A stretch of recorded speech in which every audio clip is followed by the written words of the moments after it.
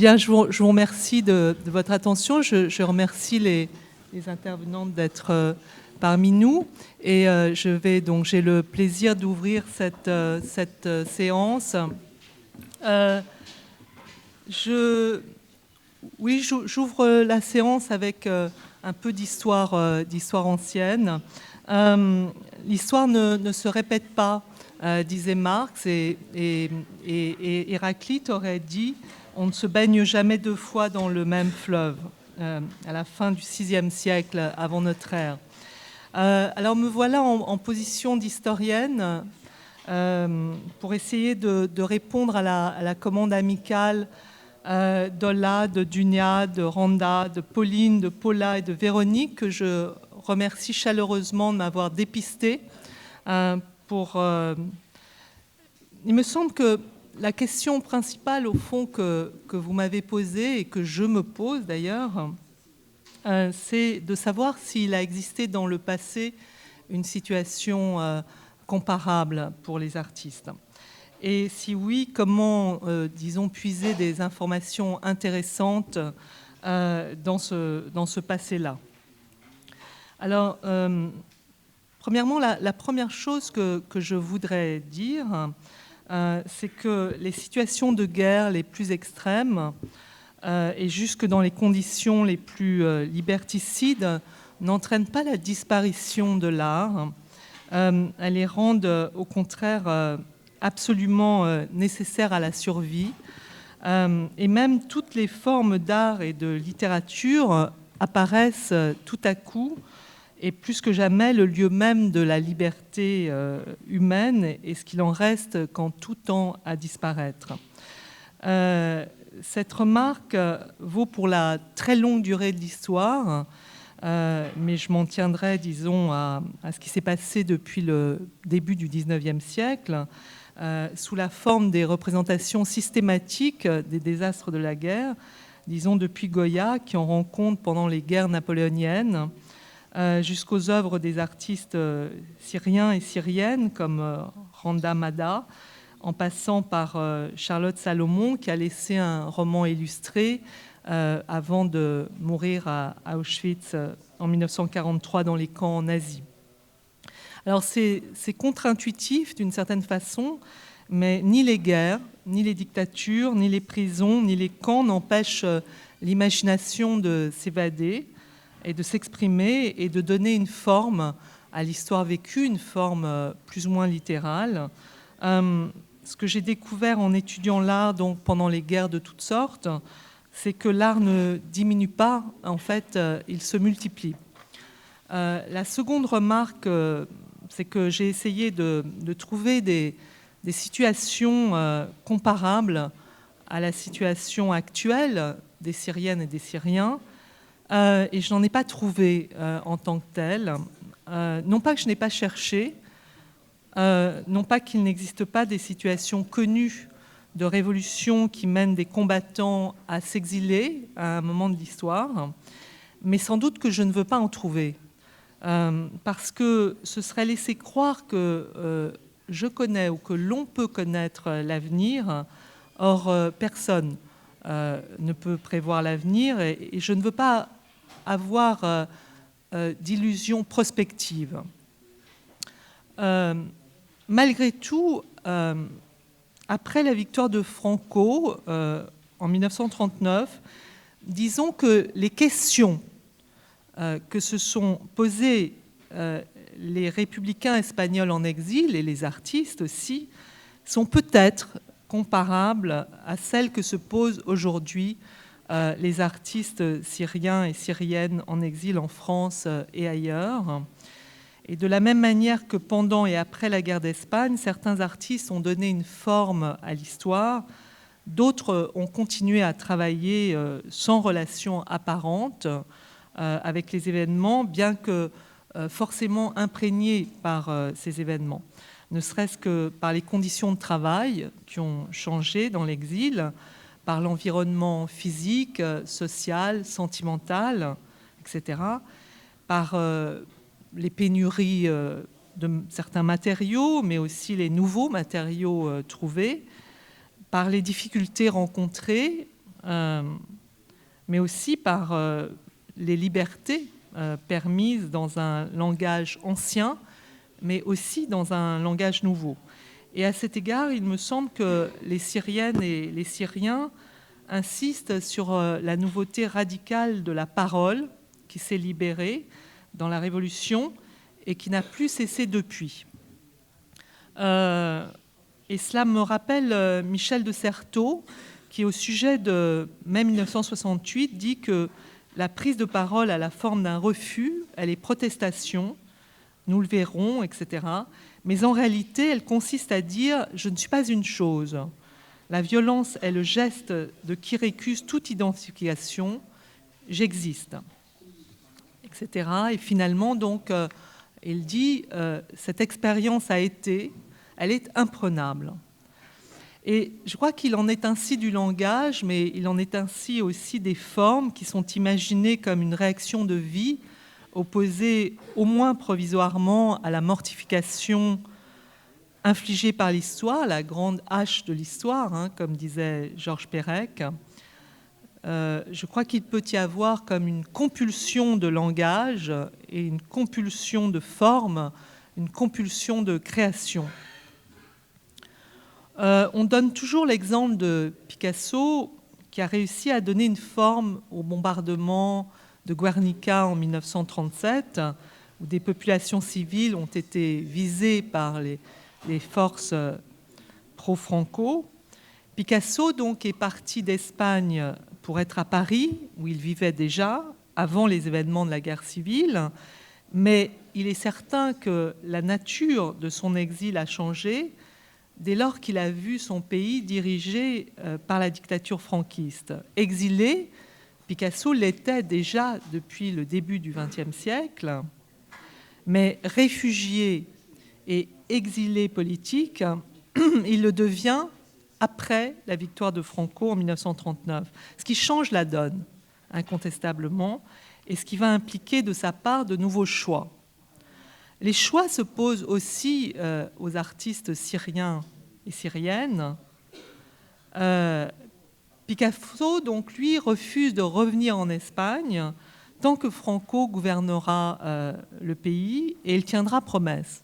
Et il sera même l'un des très rares artistes à tenir promesse, car la plupart des exilés sont revenus au moment en particulier du relatif dégel de la dictature dans les années 60, avant le retour d'ailleurs à une nouvelle vague de répression. Picasso, lui, est resté en exil et il a continué à se battre pour que soient encore vivantes les idées de liberté qu'il a soutenues.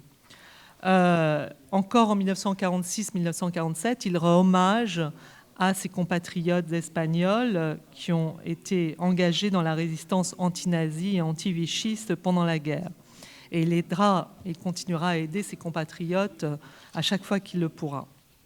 Troisième remarque que je voudrais faire, c'est que l'histoire ne s'arrête jamais. Elle ne casse pas, elle est fluide. L'exil n'est pas la fin d'une histoire. Au contraire, elle la prolonge.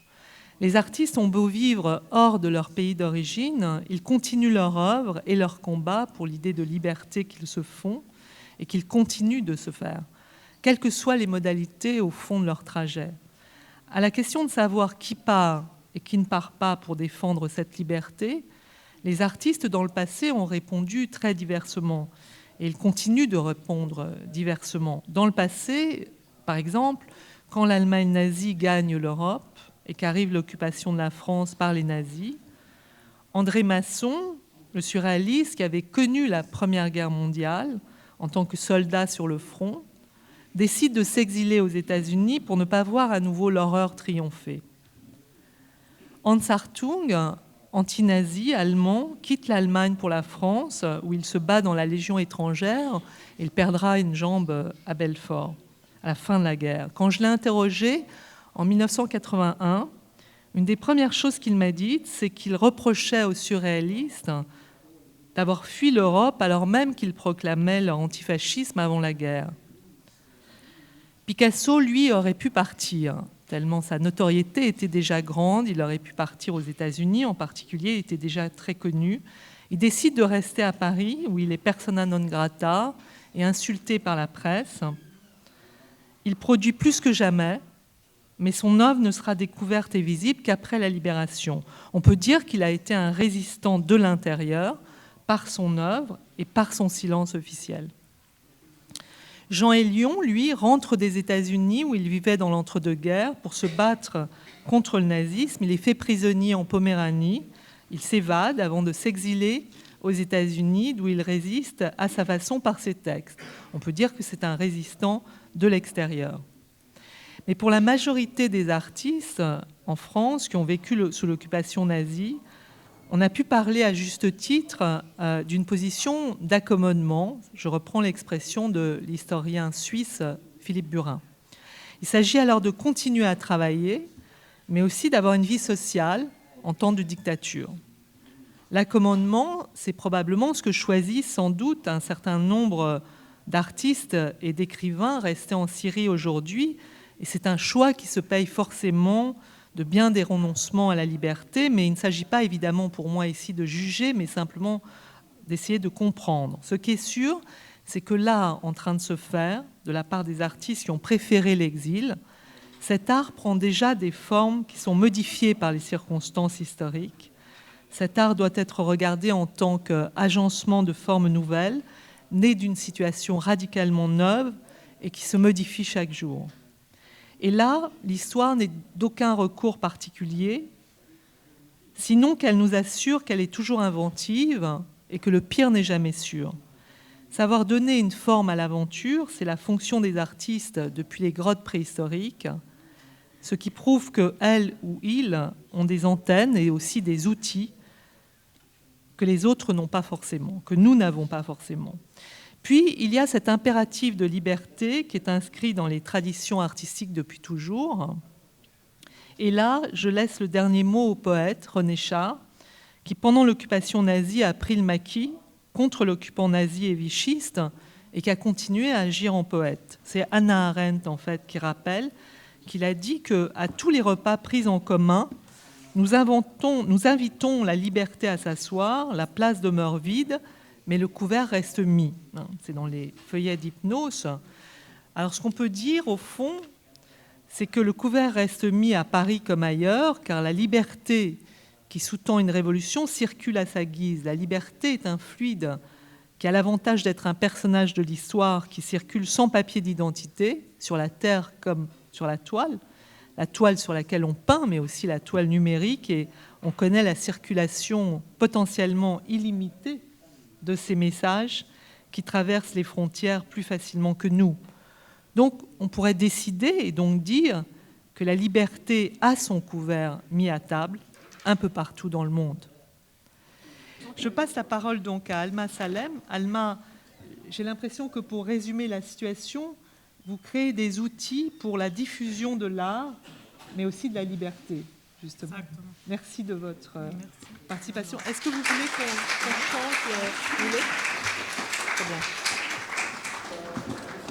bien. Hello, my name is Alma Salem, and I'm the curator of Turab Syria Art Space. I invited 50 artists, thinkers, writers, intellectuals of Syria and also from Europe to come together and put their ideas, their artworks, their passions, their dreams, their beliefs and their visions to how Syria should be represented today.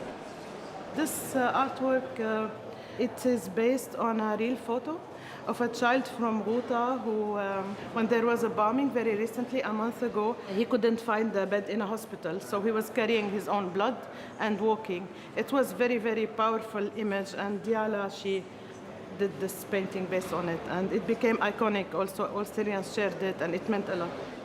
This work is called Collision, from a collection by the artist Mona Akhlasi. She took a Google map of Aleppo, her city, and she drew all the areas and streets and small streets with the Arabic calligraphy. Now today, many people, they moved, and if they come back, her idea, Mona, that their lives together of people, of neighbors, and of how the city looked like will never be the same. That's why after she did her drawing, she broke it again to many other pieces, and she has also did many of those maps that all look different. Today, Syria artistic production is huge.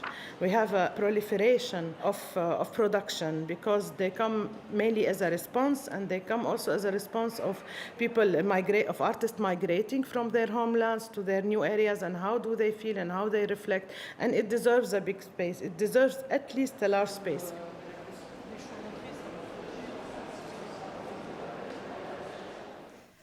Ok, bonjour tout le monde.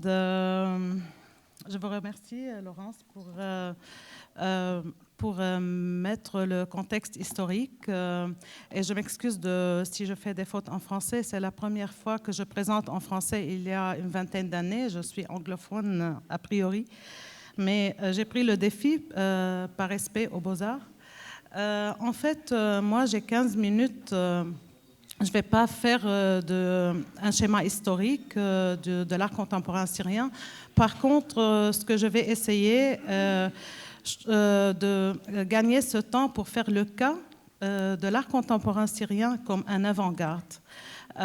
Donc, on est aux Beaux-Arts là, et je trouve que ça, c'est un moment spécial pour essayer de faire le cas et réclamer, de se situer sur les grands mouvements artistiques de l'histoire. Donc, je vais faire ça. Et après aussi, je vais présenter un cas que j'ai appelé Syria Six Space.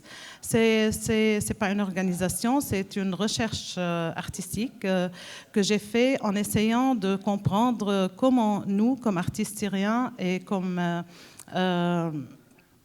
leaders culturels, comment on essaie de se situer dans l'espace. Donc, le 15 mars 2011, je dois commencer par cette date qui est sacrée pour nous. C'est la date de la révolution syrienne.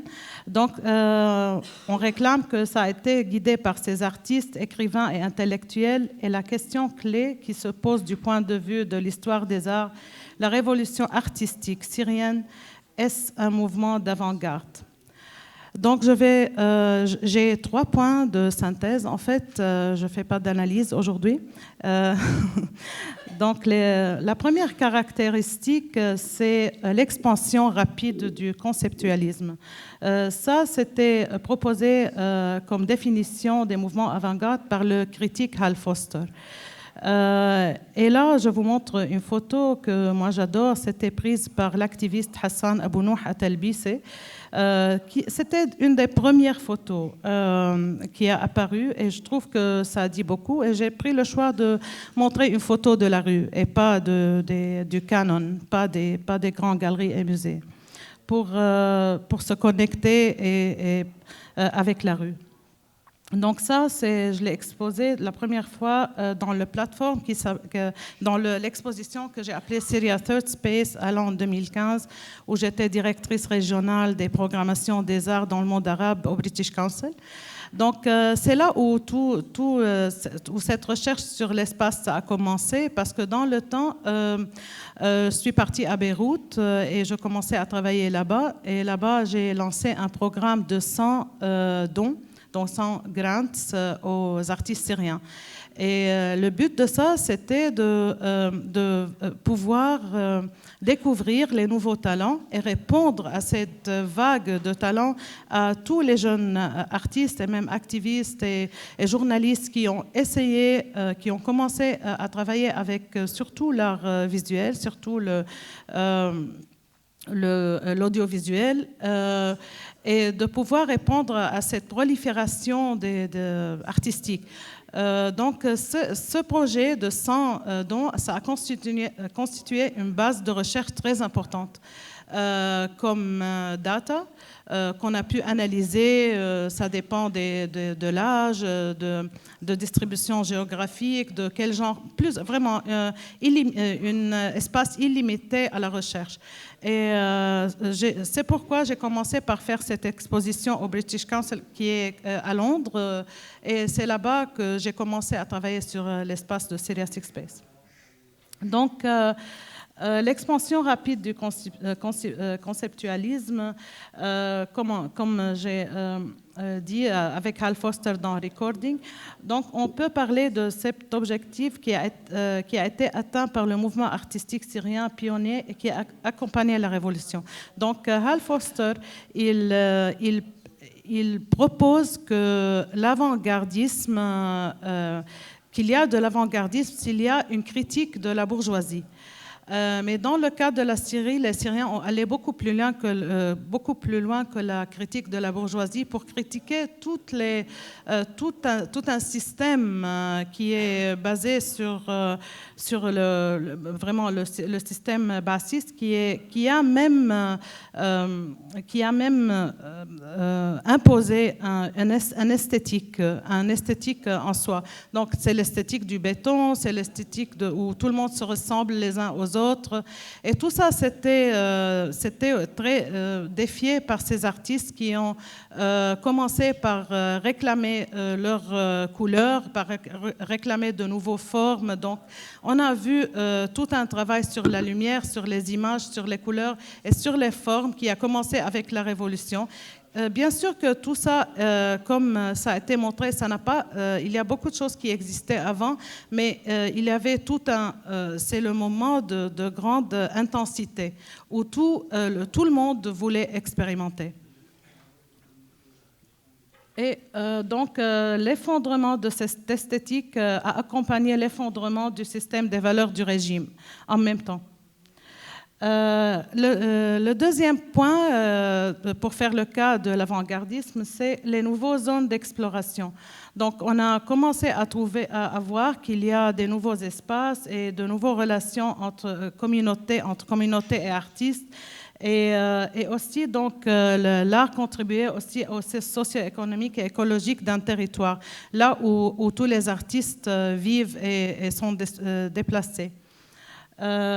Donc, au cours de ces 8 années, en fait, depuis le soulèvement, l'expression créative est passée de l'immobilisme des idées à de nouvelles zones d'exploration perplexes, de l'évident au douteux, d'un ensemble de réponses clairement rétrécies imposées par des dogmes de régime hideux et un espace ouvert de nouveaux questionnements, d'ouverture aux nouvelles tendances mondiales, de solidarité authentique et de nouveaux cercles d'amitié dans les arts. Donc, ça a proposé beaucoup de questions. Par exemple, je ne vais pas tout citer, mais est-ce que à cause de quel est l'effet de l'équilibre et du déséquilibre en mode de survie lorsqu'ils passent leur journée et leur nuit à halluciner? Donc, et aussi dossier entre les extrêmes de la violence visuelle et les défis sans cesse croissants sur le plan de l'esthétique. Donc, il y avait toutes ces questions qui se posaient. La violence, comment ça a affecté le travail artistique? Comment ça a changé l'expression artistique? Parce que j'ai parlé ici de l'hallucination, parce c'est vraiment une chose très importante que les Syriens, ils sont exposés tous les jours à des nouvelles de massacres, de génocides continus. Et on ne peut pas nier que tout cela ait été pris et capturé et expérimenté dans le nouveau art contemporain. Donc, il est très intéressant de rechercher, d'essayer de comprendre, de situer, de trouver des traces et des références de ce qui se passe dans la vie quotidienne des Syriens dans les 8 années passées. Moi, je ne compte plus. Donc, aussi, avec cela, comme nouvelle expérimentation, on a commencé à voir des nouveaux genres. Donc, c'est l'ère du numérique, comme ici, par exemple, Augmented Reality par Sulafa Hijazi, ça c'était dans Turab que je vous ai montré. Ou par exemple la réalité virtuelle et beaucoup plus de nouvelles techniques qui commencent à être utilisées, que les artistes syriens y ont trouvé un refuge. Pour pouvoir s'exprimer, pour pouvoir exister, pour pouvoir communiquer et diffuser leur art. Le troisième point, c'est la relevance. Donc, c'est le here and now. Je montre ici un travail de Azza qui est magnifiquement dans la salle. Comme par exemple l'exemple du travail de Azza qui a dessiné les femmes dans les prisons. Donc, l'œuvre d'art est liée à ce qui se passe, à ce qui est très relevant et qui est prioritaire dans la vie quotidienne. Donc, ce nouvel art a montré sa capacité à continuer d'exister malgré le manque des ressources, malgré la disparition de l'espace normal qui est pour nous la Syrie, qui a disparu géographiquement. Mais bien sûr, ça existe toujours, mais nous, on n'a pas d'accès. Donc, il fallait créer une nouvelle Syrie. Et cette nouvelle Syrie, ça a commencé avec le Facebook. Ça a commencé avec des plateformes virtuelles. Et c'était très intéressant de vivre sur ces plateformes, et à la fois dans le physique et dans le virtuel. Donc de là, la recherche a commencé, ma recherche a commencé. Comme j'ai dit, c'était à Londres. Donc, c'est une recherche, Syria Six Space est une recherche artistique de conservation d'art contemporain non physique qui étend les notions de réel pour les artistes et le public. C'est une galerie d'art médiatique pop-up, un espace alternatif pour tous les artistes syriens et les artistes intéressés par la Syrie. Donc, moi, je préfère toujours parler des arts sur la Syrie ou de la Syrie et non pas dire l'art syrien. Parce que la Syrie ici est conceptualisée dans un cas historique qui intéresse beaucoup de gens, c'est pourquoi on est là, et beaucoup d'artistes, beaucoup de chercheurs qui ne sont pas nécessairement syriens. Et on a vu aussi beaucoup de travail d'art qui était fait par des non-syriens.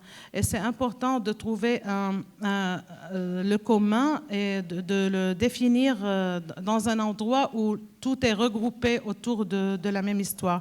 Donc, tout est autour de l'histoire de la Syrie et non pas c'est l'art syrien.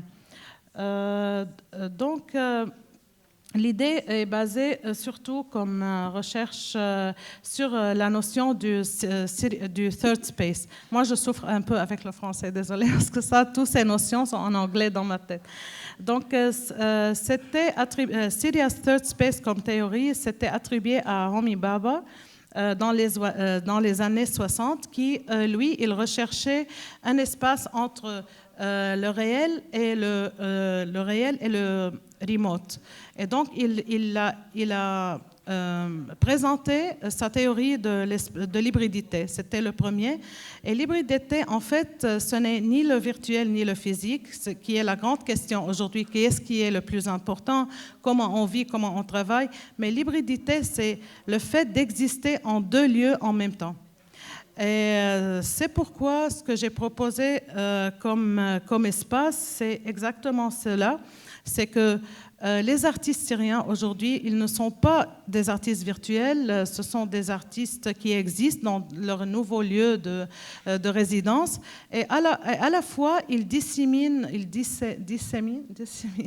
leur art à travers les réseaux virtuels, mais aussi, ce n'est pas uniquement la dissémination, mais c'est surtout la création en soi. À beaucoup de fois, en beaucoup d'occasions, ça se passe sur ces réseaux.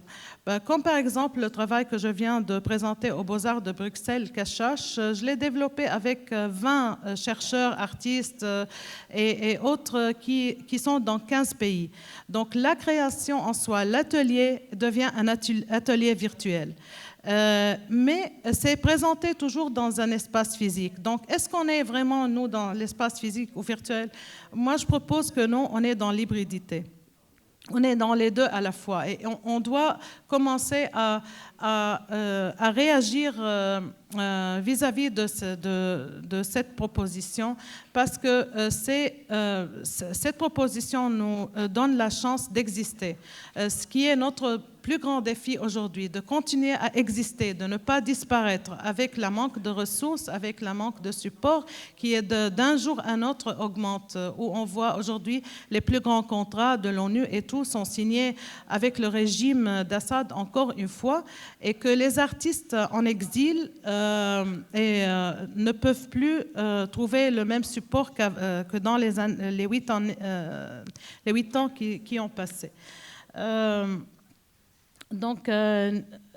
Néanmoins, nous devons faire la distinction entre les plateformes des médias sociaux qui sont un outil de distribution pour les arts numériques et un moyen de partage de savoir, un genre qui se développe pour englober tous les médias sociaux. Donc ici, ce n'est pas les médias sociaux dans le sens de médiatique, c'est dans le sens d'espace. Là où on vit tous les jours, là où on est sur Facebook pour voir, moi je vais sur Facebook pour voir Sana où elle est aujourd'hui, ou Hala qu'est-ce elle est dans quel pays en train de présenter son nouveau œuvre poétique.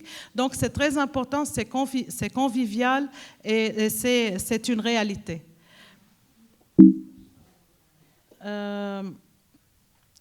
Quoi aussi? Donc, cet espace-là propose une nouvelle géographie parce que sur Facebook, on peut être homme et on est femme, on peut être syrien et on est canadien. Donc, il y a pas de. Donc, c'est toute une proposition d'identité, de nouvelles identités et aussi de nouvelles géographies. C'est illimité, il n'y a pas de frontières et ça peut dépasser tous les problèmes qu'on avait, comme Dr Hassan a mentionné, par exemple, la question de la censure. Ça, on a pu dépasser avec ces espaces-là, les nouveaux espaces, parce qu'on a beaucoup plus de liberté. Et on a beaucoup profité comme Syriens.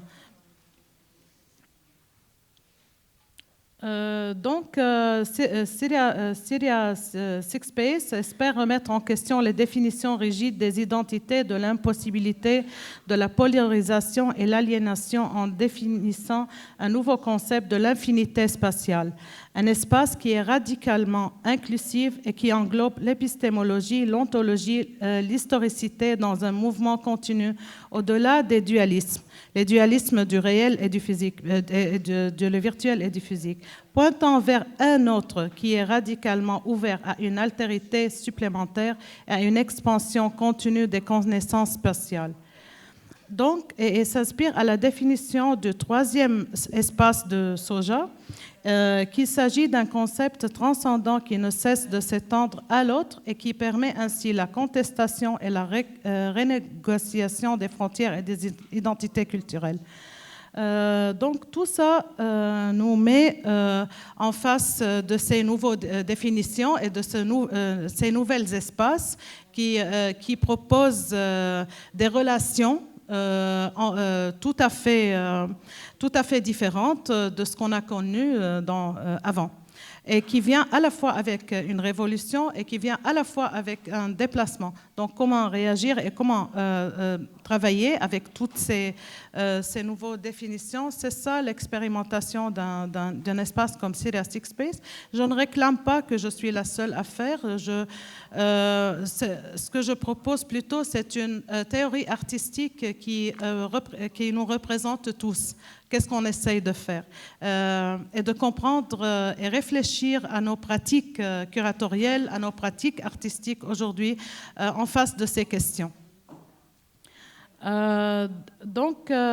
C'est une théorie et un espace dans lequel toutes les formes de culture sont continuellement dans un processus d'hybridité et qui déplace les histoires qui la constituent. Créer de nouvelles structures d'autorité, ça c'est très important parce qu'aujourd'hui, un activiste qui est sur Twitter, il a beaucoup plus de pouvoir qu'un ministre, comme dans les définitions anciennes des pouvoirs. Donc aussi, c'est toute une nouvelle définition de pouvoir. Pas uniquement d'identité, pas uniquement de géographie, pas uniquement d'espace, c'est aussi d'autorité. Et ça change beaucoup et on a une chance ici. Et même les politiques. Donc là où le processus d'hybridité culturelle donne naissance à quelque chose de différent, de nouveau, de méconnaissable, un nouvel espace de négociation du sens et de la représentation, où la représentation est créée. Donc le motto, c'est « When artists cannot be mobile, their art can ». Lorsque les artistes ne peuvent pas être mobiles, leur art continue à être mobile. Donc c'est une liberté, ouverture de liberté vers ce qui est impossible. Donc ça casse l'impossible. Et c'était basé comme espace sur les valeurs de la révolution syrienne, la liberté, la dignité et la justice. Et j'ai ajouté la beauté. À tout le monde. Donc, qu'est-ce que ça fait le Tintin? Ça vient d'ailleurs. Donc, dans cet espace, l'imagination devient une solution, dans le manque des solutions. Je vous présente ici ça, je le mets parce que je le mets dans chaque présentation, parce que c'est le message de Ali Ferzat au monde lorsque ses bras étaient cassés par le régime d'Assad. J'essaie toujours de présenter le travail de Ali là où je vais, parce que je considère que lui, il est le patron de la réflexion politique contre ce régime qui nous a vraiment peut-être déformés. Et c'est intéressant aussi de regarder ce qui se passe aujourd'hui dans le visuel. On a des expérimentations comme celle-ci où les artistes qui ne travaillent pas du tout sur la question de la révolution et qui veulent présenter la vie quotidienne. Comme Ali Abou Khadour, elle a fait une série avec des manuscrits comme ça, à crayon, qui représentent la vie quotidienne, la lessive ou des choses comme ça. Je ne vais pas aller dans la présentation. Je vais parler un peu comme exemple de Syria Six Space, Cachache, on vient de démonter hier aux Beaux-Arts. Donc, pour montrer surtout la conceptualisation, comment ça a développé. J'ai lancé ce travail. Combien de temps j'ai? Quelques minutes. OK. Donc, je ne vais pas beaucoup travailler sur Cachache. J'ai le catalogue avec... Je ne vais pas beaucoup parler de Cachache. J'ai le catalogue avec moi. Mais c'était un travail sur les colombophiles. Donc, c'était une histoire où Daesh, ISIS, ils ont tué 15 colombophiles à Deir Zor. Et ils ont fait un statement. C'est quoi un statement? Ils ont lancé un bayan. Déclaration de ne pas de forbid, oh mon Dieu, merci, d'interdire la pratique des colombophiles, les cachachines en Syrie. Et à la fois, le régime syrien, il a détenu tous les colombophiles sur les toits de Damas. Donc, pendant toute l'année passée, j'ai invité des chercheurs pour écrire et travailler sur des perspectives de cette histoire en connexion avec l'art, le social et aussi avec les anciens livres. Ici, il y a parmi Dima, Shakar est là, Dr Hassan Abbas est là, Joumana Yassri est là. Donc, c'est comme ça qu'on travaille. On est ensemble, on commence à rechercher nos questions et comme une base. Donc, la recherche devient une base pour nous, pour la réflexion, pour pouvoir comprendre ce qui se passe. Et après, on développe les œuvres d'art. Je vous présente ici un peu de ces œuvres d'art. Tout ça, c'était commissionné pour Syria Six Space, pour Cachache. Donc ça, c'est une œuvre par Khalil Younes qui a travaillé sur l'absence du pigeon avec une représentation des corbeaux qui représentent les snipers au lieu des cachachines sur les toits. Ça s'appelle Requiem pour la Syrie par Khaled Aqil. Donc c'est tout un travail de très belle photographie qu'il a fait avec un derviche dansant à Istanbul et des pigeons. Et il a présenté ça comme hommage à une amie qui est activiste pour les animaux, animal activist. OK, donc ici, c'est ce travail que j'ai appelé Bird's Eye View, où j'invite le public à devenir les pigeons eux-mêmes en regardant les drones que les Russes ont filmés sur la Syrie. Mais aussi, on a pu travailler sur d'autres genres de drones qui ont pris par l'activiste Abd Hakwati de sa propre maison. Donc, une comparaison entre les drones du criminel, les Russes dans ce cas, et le drone des activistes. Donc, ce genre de... Je vais très vite, mais c'est juste pour vous montrer comment on travaille. Là, c'est un travail que j'appelle Iconostasis, où j'ai représenté le temple de Damas, et je l'ai enrobé en brocart. Donc ça, c'était un peu pour mettre en question toute la question de l'alliance entre la religion et la politique, et la position des gens dans l'intramuros vis-à-vis de ceux de l'extramuros de Damas, et les documentaires. Et surtout, c'est ça ce qui est peut-être intéressant à voir, c'est le campaigning. Donc, c'est vrai qu'on travaille avec des œuvres d'art qu'on expose dans des endroits comme le Beaux-Arts, par exemple, qui est un endroit pour l'excellence artistique. Et on a ce défi comme commissaire aujourd'hui de pousser toujours la qualité et l'excellence, mais à la fois, tout ce qu'on fait, on le connecte avec la rue, parce que c'est là où il y a le sens de ce qu'on fait. Et c'est là on crée toujours un espace pour tout le monde, qu'il puisse trouver un lien et un sens dans l'art qu'on présente. Sinon, ça tombe tout de suite. Si ça ne représente pas les gens qui demandent et qui réclament leur liberté, c'est tout de suite, ça devient illégitime. Et c'est très important de toujours regarder comment connecter. Comme pour cela, j'ai lancé une campagne pour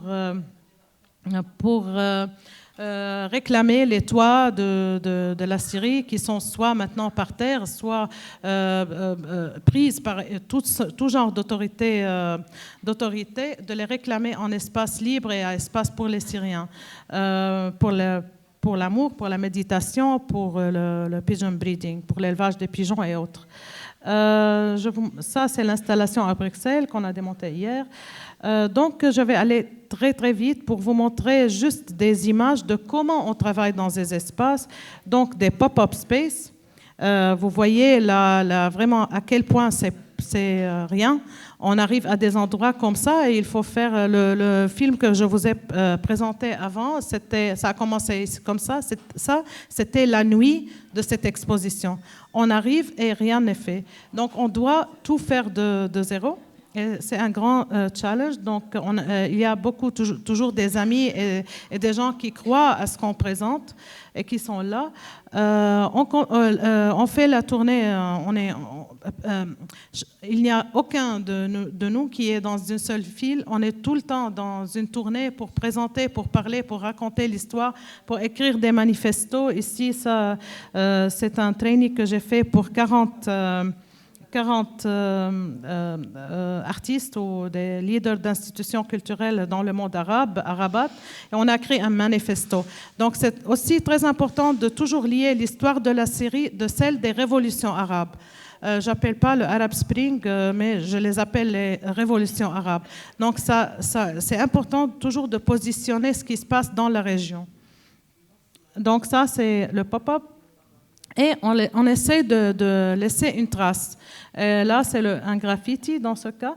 On est dans les camps. La majorité de nous, on est dans les camps. On est engagé sur le terrain.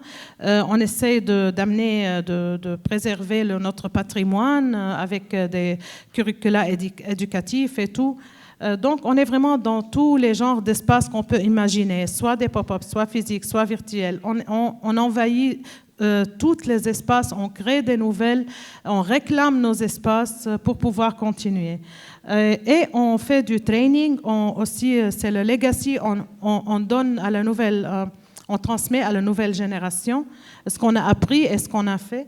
Et pour cela, là, je vous présente juste comme ça en passant un exemple de 260, oh mon Dieu, 278 impressions. Là, c'est comment l'engagement du public avec le travail, l'engagement numérique. Ça, c'était juste pour Tourab. Donc, vous pouvez imaginer quelle est l'ampleur de cette interactivité aujourd'hui et la possibilité énorme de diffuser l'art et le message des arts. Donc, un dernier mot, c'est que, cet espace a abouti à un moment où récemment, en septembre 2018, j'ai décidé de fonder un musée. Et je lance le 15 mars à Montréal, c'est enregistré maintenant, qui s'appelle The Freedom Museum, le musée de la liberté. C'est parce qu'on est arrivé à un moment où on se trouve tout seul avec notre narrative syrien et on a besoin de connecter, de se positionner et sur le schéma artistique historique et en relation avec tout ce qui a été produit par les mouvements de liberté. Et ici, lorsqu'on pratique la liberté et lorsque la liberté devient une religion pour nous, on comprend que le processus de liberté, ce n'est pas uniquement politique, c'est partout, c'est social, c'est sexuel. Donc, chacun qui cherche sa liberté peut trouver un lieu pour rechercher, pour présenter dans cet espace que je viens de créer et qui sera basé sur la notion de hybride, donc ce qui aura une plateforme virtuelle pour les nouvelles productions. Donc c'est un espace curatoriel où chacun peut venir, disons aujourd'hui les révolutionnaires en Soudan, ils veulent présenter leur travail, on peut ouvrir une fenêtre pour eux et c'est à eux de présenter, à faire la curation. Et il y aura aussi les pop-up continuent, donc on continue à faire la tournée. Et aussi, je cherche un espace à Montréal. Je commence à travailler avec la ville de Montréal dans l'espérance de trouver un refuge à ce musée. Un dernier mot, que ça n'existait pas. J'ai pu acheter le site web The Freedom Museum. Personne ne l'a pris. Donc, imaginez que ça n'existe pas. Il y a des musées pour les human rights, les musées de la guerre, par exemple, mais il n'y a pas le musée de la liberté. Et ce qui m'a étonnée, c'est que lorsque j'étais à Washington et j'ai visité le musée American African Museum, il y avait un panneau qui dit moi, je suis pas animal. Et ça, c'était un des premiers panneaux que les Syriens ont levé. Je suis un homme, je ne suis pas animal. Donc ça m'a choqué à quel point notre histoire est liée à toute histoire de liberté, à tous les mouvements de liberté dans l'histoire. Merci beaucoup. Je vous remercie. Merci, Alma.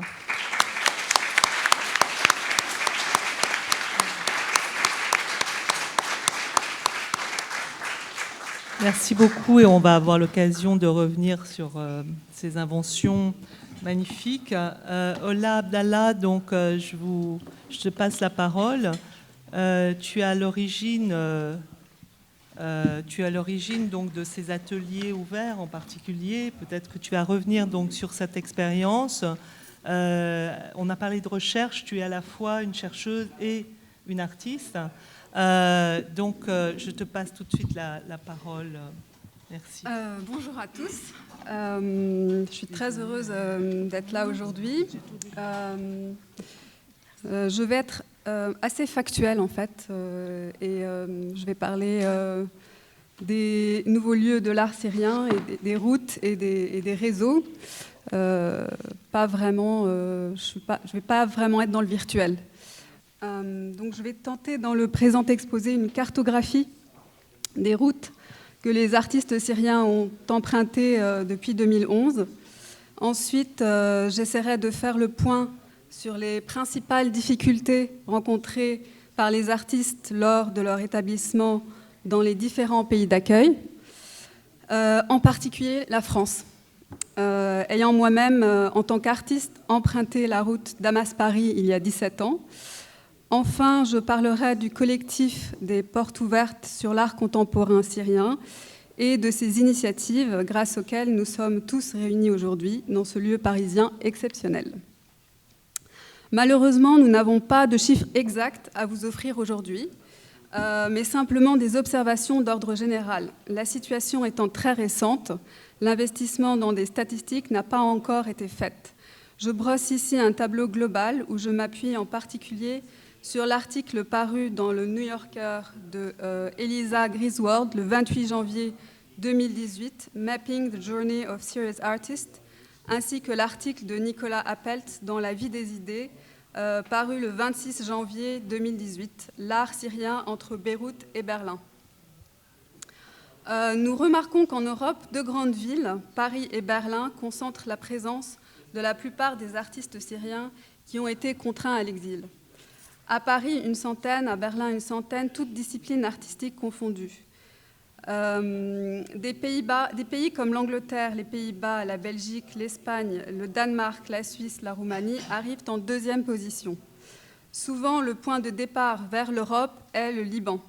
Les artistes s'orientent aussi vers d'autres pays arabes, comme la Jordanie ou l'Égypte, les pays du Golfe, en particulier Dubaï. Enfin, la Turquie et le Liban, pays limitrophes, accueillent dans de très mauvaises conditions les artistes et les intellectuels syriens. Les États-Unis et le Canada ne sont pas non plus les destinations favorites. Souvent, le choix de la destination se fait en fonction des liens familiaux existants,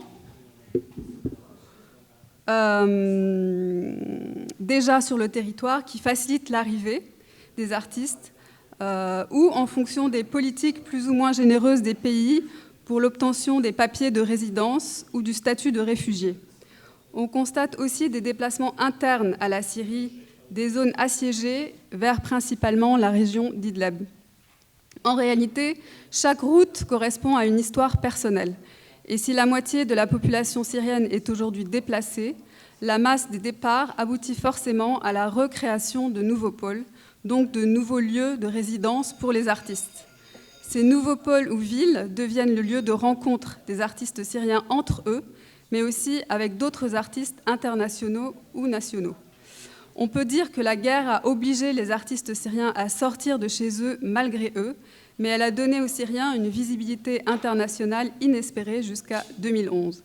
Cette visibilité n'a pas encore vraiment abouti sur une vraie reconnaissance des qualités artistiques intrinsèques des œuvres produites, car celles-ci sont parfois décalées par rapport aux canons et aux modes de création occidentales. Et l'on constate de façon plus générale un désintérêt des marchés occidentaux vis-à-vis des productions moyen-orientales. Il faudra un temps d'adaptation des productions artistiques, tout comme un temps d'adaptation de l'artiste lui-même dans son nouvel environnement. Durant cette période d'adaptation de l'artiste, la création devient difficile, voire même inexistante. Plusieurs défis sont à relever. Le premier est celui du barrage de la langue. Comment apprendre la langue d'un pays dans lequel la guerre nous a contraints de vivre ? Le deuxième est celui du travail et de la survie financière qui dépend largement des papiers ou du statut administratif des artistes. Mais cette question est valable bien entendu par rapport au statut de l'artiste en tant que tel, qu'il soit réfugié, exilé ou pas. Et dans un second temps vient le regroupement, c'est-à-dire la création de nouvelles initiatives entre les artistes syriens qui interagissent avec leur ville d'accueil, soutenus par leurs aînés, ceux arrivés en Europe avant la guerre. Je citerai l'exemple de la galerie Europia, qui depuis plus d'une dizaine d'années s'efforce de montrer et soutenir les artistes syriens principalement et du monde arabe.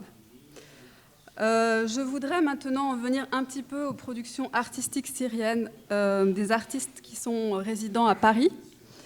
Durant la période de la Révolution et de la guerre, force est de constater, nous le voyons dans cette micro-sélection, d'abord une grande diversité dans les modes d'expression.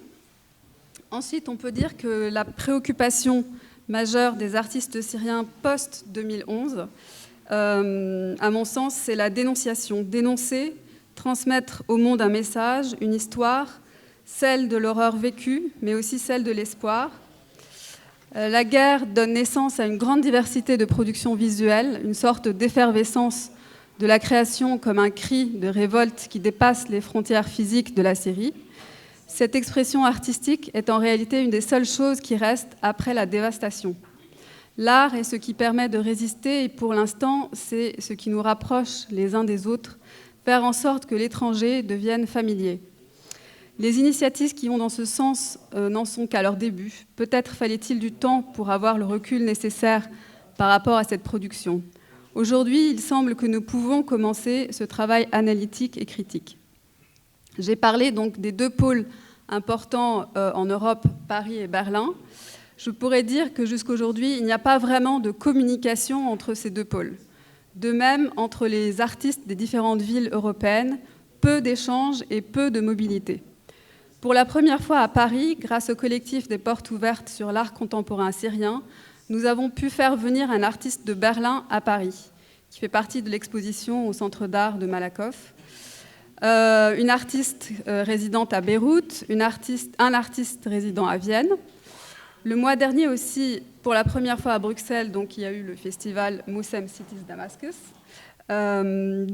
Dans ce festival, on a vu un vaste panorama de la jeune scène artistique et culturelle syrienne. Il y a eu de la littérature, du cinéma, de la musique, du théâtre, des arts visuels. Tout était représenté. Je vais revenir maintenant sur l'initiative du collectif des Portes ouvertes sur l'art contemporain syrien. Donc, c'est vrai qu'à Paris, il ne se passait pas grand-chose sur la Syrie, au niveau artistique, enfin en tout cas sur le plan artistique, et que depuis qu'on s'est toutes retrouvées, il se passe beaucoup de choses. Donc, né en 2017, c'est le fruit de hasards successifs, et c'est d'abord une rencontre entre 7 femmes, puis 2 cultures, syriennes et françaises. Mais aussi, suite à une expérience réussie dans mon atelier rue de Vaugirard en 2015, où j'ai exposé 5 artistes syriens, Rim Yassouf, Mohamed Omran, Fares Kachou et Bissan El-Sharif, pour des portes ouvertes. Donc j'ai proposé cette idée au collectif et c'est ainsi que nous avons commencé à travailler à 7 pour révéler la présence des artistes syriens à Paris et en région parisienne en organisant des portes ouvertes dans les ateliers des artistes au rythme d'un atelier par mois pendant 1 an. Donc cette aventure nous a forcés à réfléchir sur la notion d'échange entre les cultures et les différences de structures et de pratiques artistiques courantes en France et en Syrie. Nous nous sommes posé la question de savoir que peut apporter un artiste syrien dans le paysage artistique français et que peut offrir la scène artistique parisienne à un artiste syrien. Quelques réponses sont esquissées dans le film que nous allons voir dans quelques instants. Cette initiative totalement bénévole a permis une forme d'ouverture pour certains et une rupture de l'isolement pour d'autres. Elle a permis aux artistes de rencontrer des acteurs du monde de l'art français, des collectionneurs, des conservateurs. Et je salue particulièrement l'engagement des Amis des musées, en particulier les Amis de la Maison Rouge, des Beaux-Arts de Paris, du Musée de l'Art moderne et de l'Institut du monde arabe. D'autres projets sont nés rapidement après les portes ouvertes. D'abord, 2 expositions à la galerie Premier Regard, où il y a eu cette fois-ci un commissariat confié à 2 membres du collectif. La première exposition a montré 3 artistes et la deuxième, 4 artistes. Puis l'exposition au Centre d'art des arts de Malakoff, qui offre un plus large éventail de la production syrienne, dont le commissariat a été confié à 3 membres de notre collectif et qui a été initié par Aude Cartier et sa généreuse équipe. Et enfin, cette journée d'études aux Beaux-Arts de Paris. Aujourd'hui, notre collectif s'est constitué en véritable association loi 1901 pour pouvoir recevoir les soutiens financiers nécessaires à nos futurs projets, sous le nom du collectif Portes ouvertes sur l'art d'ailleurs et d'ici. L'objectif principal reste le même, à savoir favoriser les rencontres entre les artistes et les professionnels du monde de l'art en élargissant notre action à d'autres nationalités et d'autres pays. Nous souhaitons contribuer à construire des ponts entre différentes cultures à travers l'art, réfléchir sur les nouveaux enjeux de l'art dans la région du Moyen-Orient et participer et mettre en œuvre des projets en partenariat avec d'autres associations qui travaillent dans cette même direction. Je vais laisser maintenant la parole aux jeunes étudiants syriens des Beaux-Arts de Paris qui vont nous parler dans un film de leur vécu et de leur perception sur la vie en France. Je vous remercie pour votre attention.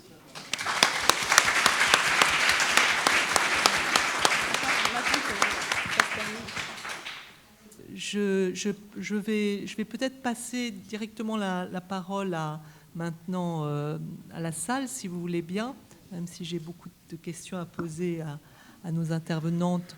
Qui a une question ou tout simplement quelque chose à dire dans la salle? Oui. Oui, bonjour. Merci beaucoup pour vous les 3 pour vos interventions très intéressantes. Mais je m'adresse à Alma. Je voulais d'abord te remercier vraiment parce que pour moi, je découvre ton travail et je trouvais que c'est très, très intéressant. C'est vraiment magnifique qu'avec la Révolution, on a toujours des puits à exploiter et à aller plus loin et à découvrir toujours des belles choses. Donc déjà, c'est une très belle découverte pour moi. Et j'ai trouvé à travers ce que tu as exposé qu'il y a des chantiers qui se croisent, des chantiers de travail et de recherche. Et j'ai trouvé beaucoup des choses qui m'interpellaient ou qui m'interrogeaient pendant aussi mon travail et mes recherches. Et du coup, c'est le croisement de chantiers aussi qui peuvent aller plus loin dans des autres espaces et des autres horizons. Et j'ai trouvé pas mal de questions, des interrogations que j'avais dans ma tête ou dans ma vie ou dans mon travail. Mais il y a une question qui concerne ton troisième point par rapport à l'avant-garde, comment tu as essayé de classer ou de donner un titre ou une étiquette d'avant-garde à ce travail d'artiste ou des artistes en Syrie ou sur la Syrie. C'est le rapport avec l'espace et le lieu et la réalité. Parce que c'est une question qui m'interpelle beaucoup aussi, c'est ce rapport avec, surtout quand tu as donné par exemple l'exemple de Gaza et la prison et tout ça, et tu as fait une remarque positive dans le sens que ce rapport direct avec la réalité, ce rapport direct avec le quotidien. C'est-à-dire cette expression artistique qui est liée à la vie et au quotidien et de tous les jours. Donc c'est pour aller dans ma question, que je n'ai pas de réponse moi, mais j'aimerais bien qu'on essaye, ou peut-être tu as pu développer ça dans ton travail, cette histoire d'espace et de lieu entre ce qu'on appelle, nous les Syriens, on dit joua ou barra. C'est-à-dire, j'ai beaucoup apprécié cette idée d'espace à double sens ou d'espace à double face ou un espace en deux ou un truc comme ça. Mais ça reste toujours cette grande question, c'est l'intérieur et l'extérieur. C'est-à-dire, à part l'idée de virtuel ou réel, et comment on peut trouver, nous, les gens qui sont à l'extérieur, et les vieux et les jeunes, comment on peut trouver ce rapport que tu as trouvé avec le travail de Gaza, en étant à l'extérieur, mais en même temps, est-ce que pour toi, un exilé est un élitiste? Est-ce qu'un exilé, même si les exilés refusent ce mot, mais en même temps c'est une réalité, on est exilé, est-ce que ça nous donne un espace, c'est vrai c'est un espace virtuel, mais est-ce que c'est faux? Est-ce qu'on est en train de vivre une liberté, une fausse liberté? Est-ce que d'être loin d'un pays, ça nous coupe de nos racines? Est-ce que l'idée d'être coupé des racines nous rend privilégiés ou nous rend des élitistes par rapport aux gens qui sont à l'intérieur, par rapport à la souffrance du quotidien, par rapport à ce rapport de l'art qui exprime une réalité ou de l'art qui reflète une réalité. Je ne sais pas, c'est des questions qui me viennent, mais qui me... Ça marche? Je suis Halal Abdallah, réalisatrice syrienne en Syrie, en France. Un grand merci, Hala. C'est un honneur que ce que vous avez dit pour moi. C'est la première fois que je vous rencontre et j'ai toujours voulu ça. Ces questions sont magnifiques. Je crois que ce ne sont pas des questions à adresser à moi, mais c'est à nous tous. C'est vraiment un champ de recherche pour nous tous et c'est notre dilemme. Pour moi, je fais toujours recours à l'imagination. Et la question pour moi, c'était depuis mon enfance en fait, je cherchais la vérité. Et là, j'avais toujours cette théorie que la vérité existe dans l'imagination et pas dans le réel. C'est pourquoi l'hybridité est aussi très connectée à l'imagination et c'est pourquoi je propose l'imagination comme solution. Et je propose aussi que ce rencontre, qui est la peine, la plus grande peine en fait, c'est ce qu'on a échoué à pouvoir réaliser. Et c'est la peine de l'homme en général, même dans le Genesis, comment on dit, l'Ancien Testament. Dans le Genesis, c'est la peine de losing God, c'est-à-dire c'est d'éloigner de Dieu. C'est ça, c'est le grand vide intérieur.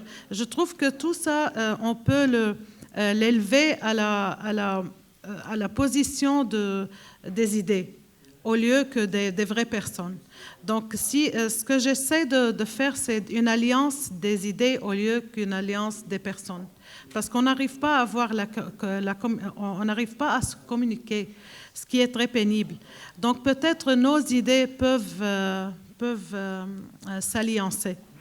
Et c'est pourquoi j'ai présenté la conceptualisation. En fait, la conceptualisation comme processus, c'est ce que ça fait. Ça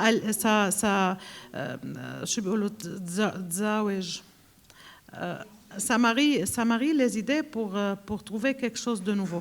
Et c'est ça entre ceux qui ont à l'intérieur de la Syrie, disons, c'est quoi la Syrie aussi? C'est quoi l'intérieur?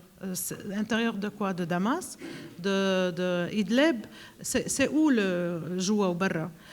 Moi, vraiment, ça, je trouve que c'est humiliant pour tous les Syriens, même d'admettre. C'est imposé surtout par plusieurs gens qui, peut-être, qui sont dessus. Moi, je ne suis jamais contre les gens. J'essaie de comprendre ce qu'ils sentent. Je trouve que les gens qui sont très déçus mettent ces définitions pour se sauver d'envisager la vérité. La vérité qu'on n'est pas séparés, qu'on a tout le même destin.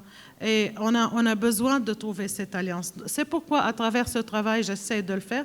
Et toujours, j'invite des artistes, un travail de l'intérieur de la Syrie géographique. C'est toujours présente, toujours.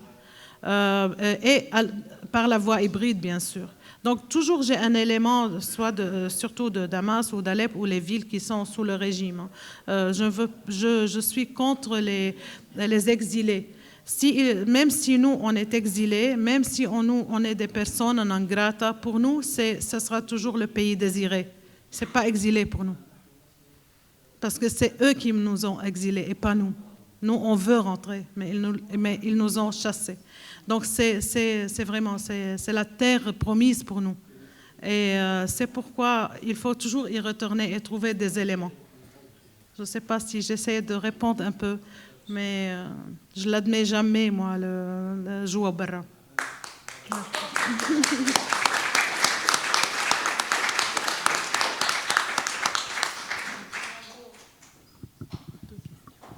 Alma, je suis Rafa Nached. Habibti. Alma, seulement un petit... vous avez dit un plaque pour l'homme, je ne suis pas animal, je suis un homme. Ce n'était pas un plaque, c'était en réalité. Cet homme-là, c'était au début de la révolution syrienne. Pas non, et hein? il est devenu un icône, vraiment. Je ne suis pas un animal, je suis un homme. Oui, oui. C'est simplement un petit... Oui, c'est magnifique. Et moi, maintenant, avec Kashash, je travaille sur la zoologie de la religion et surtout la philosophie de la relation entre homme et animal et homme et plante, parce que ça aussi a ouvert beaucoup de questions sur ça, sur ces relations et qu'est-ce que cela veut dire. C'est très important. C'est une phrase essentielle pour moi. Ouais.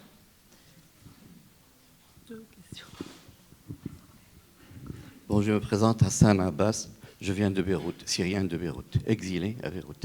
Bon, ce qui m'a interrogé dans la suite des présentations, c'est le passage de Héraclite, à savoir de la logique formelle, à une logique présentée par Alma, qui est une logique paradoxale.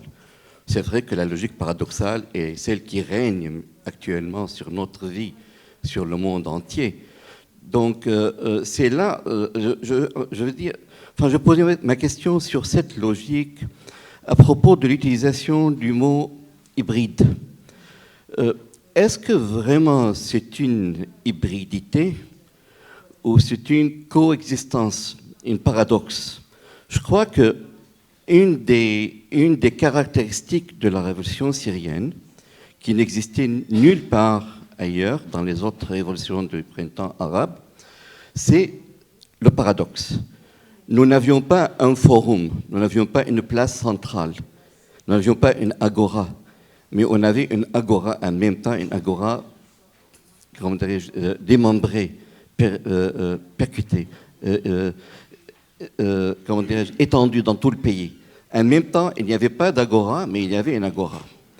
En même temps, ce qui se passe maintenant, c'est très paradoxal. Il y a une vérité, une réalité, et il y a le contraire en même temps. Tout le monde voit le contraire. Donc je me demande s'il ne serait pas plus adéquat, plus logique, de parler de paradoxe que de hybride. Excusez-moi, parce que hybride donne quelque chose de nouveau, alors que paradoxe, les deux en même temps. Et je crois qu'on est dans les deux en même temps. Je voudrais réfléchir à ça. J'ai l'impression que nous avons... J'ai juste un mot, que il y a aussi, parlons de paradoxe, il y a toute l'histoire comme les stoïciens proposent, c'est qu'on n'existe que dans notre tête. Et ça peut aussi nous ramener là-bas, le paradoxe.